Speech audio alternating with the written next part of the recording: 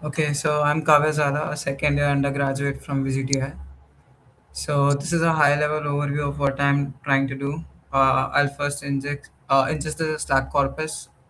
So basically, we cannot uh, ingest live data like from Discord or Slack because it requires some admin permissions.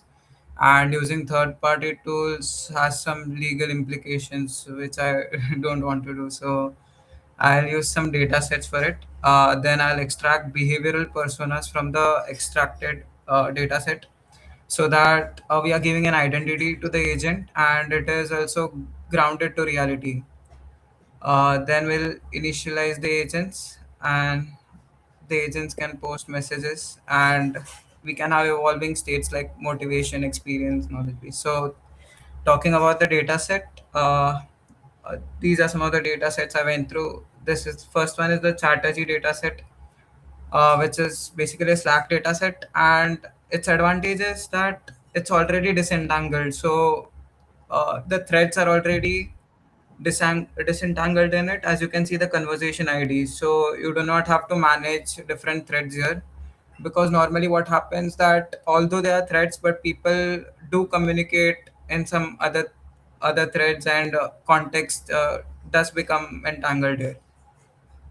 Second is the Discord dataset. So this is again Discord conversation datasets. It is not disentangled and will require external tools like Cody, which again introduces dependencies and environment issues. But its advantage is that it has interoptic distance map and 30 Syrian terms. Basically, what are the most common terms or topics that have been discussed here? Then third data set is the GitterCom one, which is not a Slack or Discord data set. It's from Gitter. So again, it's not disentangled, but it has advantages that what is the purpose of each conversation and what are the categories are already defined in it. Um, and since disentanglement is a specific requirement that we will need for persona enrichment, I think we should move forward with the Chatterjee dataset. Okay, so moving to persona enrichment. Um, Actually, we have already initialized some personas in the code space while initializing the agents like their role description, the experience, the motivation. So what I'm trying to do is I'm trying to enrich them, basically add some extra personas that are required for chatting. So I'll extract archetypes like questioner, lurker, helper, or connector. Then sentiments, whether the conversation is positive, neutral, negative. How much has the user engaged, and how widely it engages across people.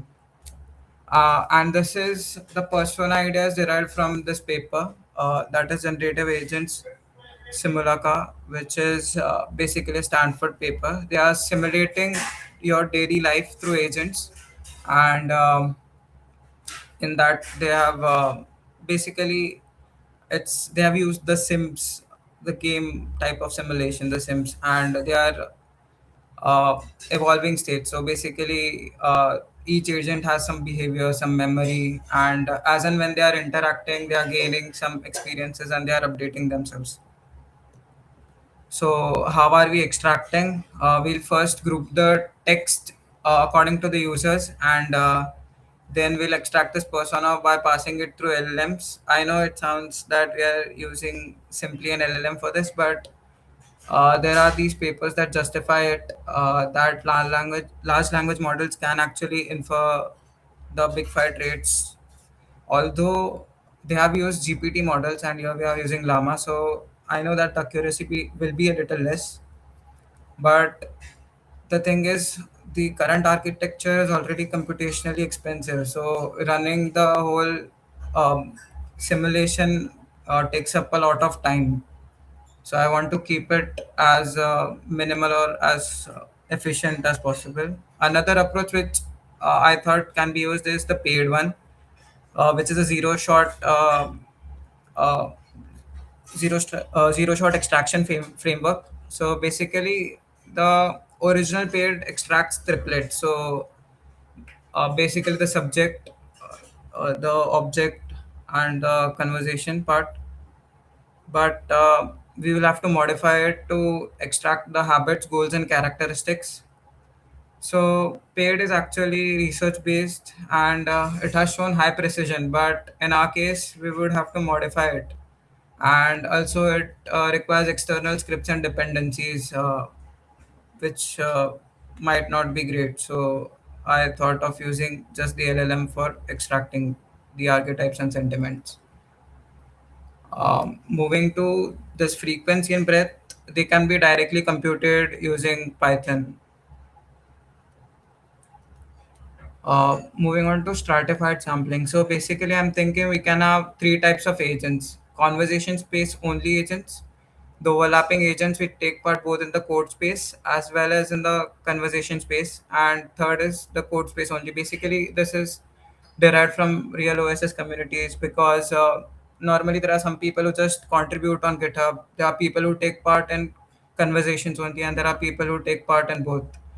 Uh, so basically, uh, this stratified sampling is needed because there is this 99-1 rule in oh, social activities, and this paper OSS 1991 confirms this, what the priest paper is talking, but they have validated that although it's not 1991 exactly, but it's more or less similar, like 87, 5 and 2.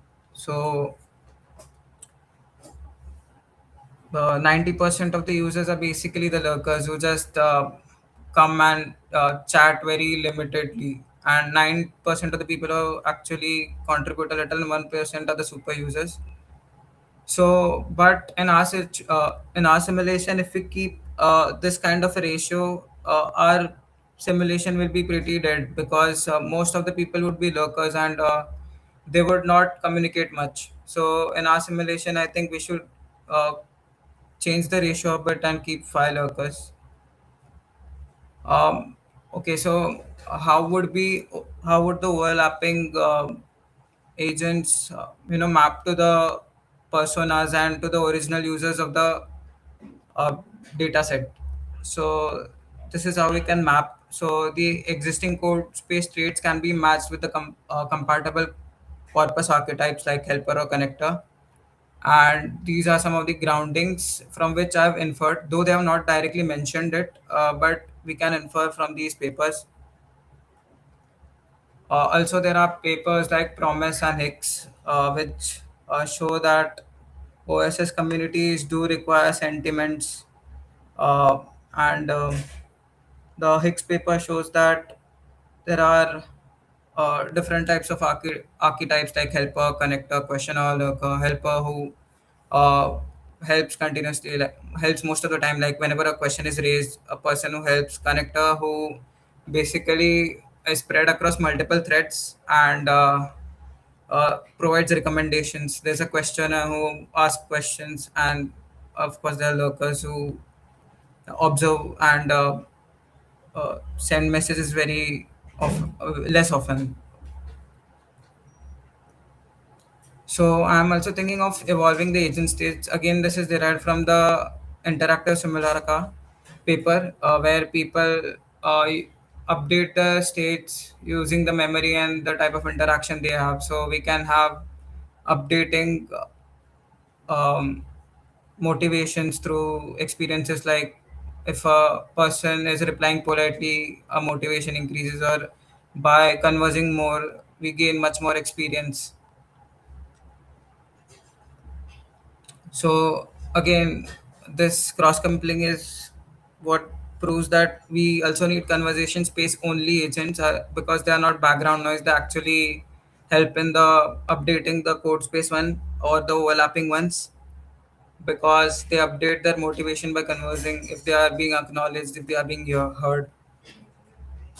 Now, thinking about the memory management, I'm thinking of an architecture where we have short-term and long-term memory, and if it is not found in these in these memories, then only we move to RAG, because RAG is actually computationally expensive, making LLM calls, retrieving context, doing embeddings every time. So it's actually computationally expensive. So again, this architecture is derived from the life agents paper, and also cognitive science, like how we think progressively. First, we look into the short-term memory, then we gain some long-term memory if not found in the short-term memory, and then we search across websites or previous contexts. So again, other memory architecture which I have seen is the Simulacra one, because it has short-term memory stream where all past events are stored. Uh, it summarizes the events into long-term memory, and they also have RAG.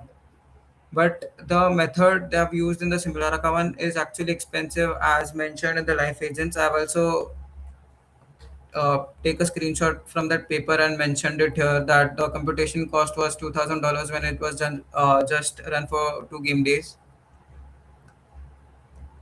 So again, where should we apply RAG? This was the question. So I was thinking, should we also retrieve how was a similar situation handled from the data set I'm using, like the real Slack conversations. But if I do that, then it will be a replay and not emergence. Since we want to study the emerging behaviors, I think that's not the right way. So basically, what I'm doing is making initializing personas. That means I'm giving it some identity. But the paper like Composta shows that there are persona drifts. So basically, after a certain amount of conversation, the LLM forgets who he is. So we'll need to re-inject some examples so that he gains knowledge of his archetype, sentiment. So we will do few short prompting for this, and this was the paper that I used to get the architecture. And also, we just can't keep simple personas. Yes, I mentioned it.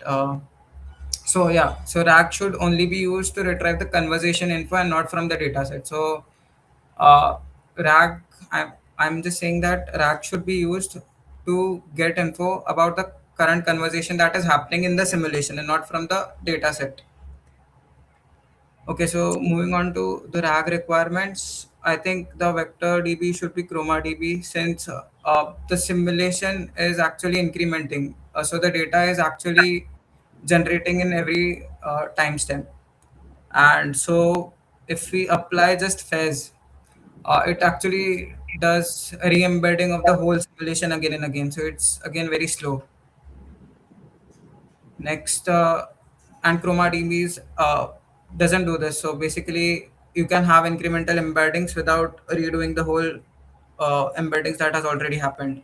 And this is the benchmark for selecting the embedding model. Basically, we can't use the Olama embeddings because it takes a lot of time. As you can see, the corpus speed, and basically corpus speed is the time that it takes for the whole